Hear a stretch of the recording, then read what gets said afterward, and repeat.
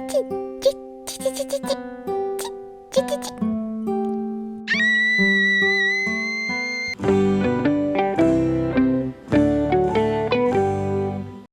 家好，我係白妹。上集我哋講咗香港嘅居家小精靈小強，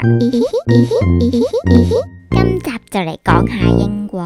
喺英國，我哋有米老鼠。唔好講佢哋個名啊，佢哋識聽噶。係喺英國，我哋有米老精靈。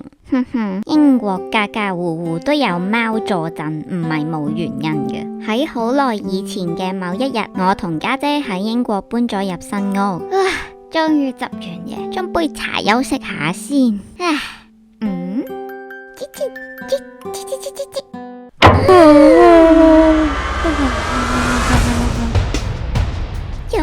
做咩啊？我一擰住面，就同米老精靈嘅一雙烏黑大眼對望咗1秒。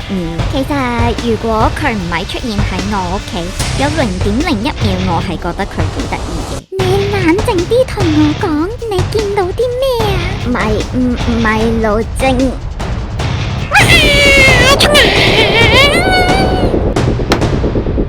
搬頭。A few moments later，各自喺房中 Sky。你頭先做咩抌低我啊？懦夫！你講咩啊？我唔知你講咩話，我唔明喎。你頭先都見到啦，咁我哋點算啊？我哋一係同 landlord 求救。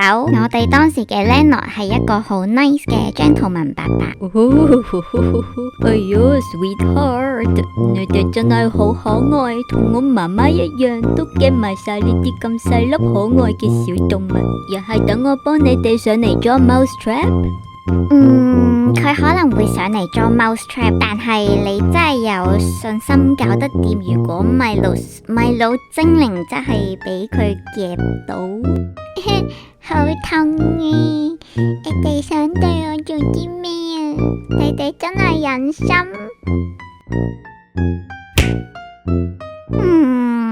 搞唔掂。最後我哋決定買 mouse sound repellent， 唔知大家有冇用過呢？佢係利用高頻率嘅超音波或者模擬掠食者嘅聲音嚟驅趕老鼠。我哋最後喺每間房同埋廚房都各放咗一個，自此佢嘅出沒頻率呢係有明顯減少。但係有陣時好間唔中煮緊飯嘅時候，